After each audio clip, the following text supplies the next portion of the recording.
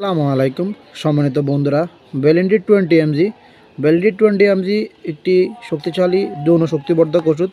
এটি যৌন অক্ষমতা, যৌন দুর্বলতা, আপনার ইচ্ছার বিরুদ্ধে বীর্যপাত, অসময়ে বীর্যপাত, অকাল বীর্যপাত, লিঙ্গ উত্থানজনিত অপারগতা, একবার বীর্যপাত হওয়ার পর দ্বিতীয়বার আর লিঙ্গের উত্থান না হওয়া ইত্যাদি যৌন সমস্যায় আপনার অত্যন্ত কার্যকরী ভূমিকা রাখে।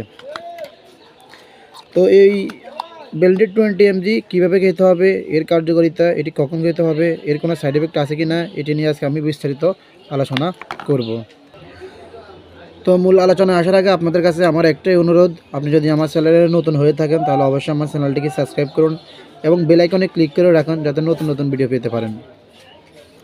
তো এই বেলেন্ডি 20 mg ওষুধটি হলো একটি শক্তিশালী যৌন শক্তিবর্ধক ওষুধ, যা আপনার যৌন উত্তেজনার সময় নাইট্রিক অ্যাসিড নিঃসরণের মাধ্যমে লিঙ্গের কর্পাস কার্বোনোমাসে মুক্ত হয়ে সাইক্লিক গুয়ানোসিনের পরিমাণ বাড়িয়ে দেয়।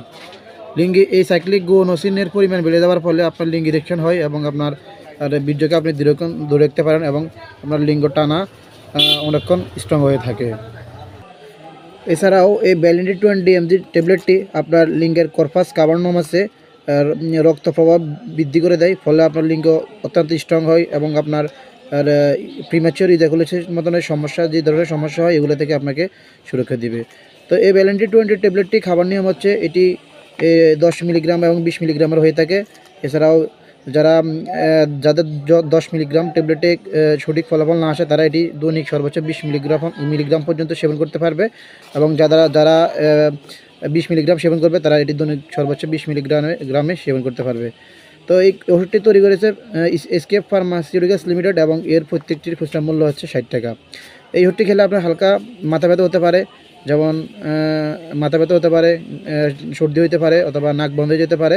তবে এগুলো সাময়িক, এগুলো আপনি একটানা কয়েকদিন সেবন করার পরে এই সমস্যা থেকে আপনি মুক্তি পেয়ে যাবেন।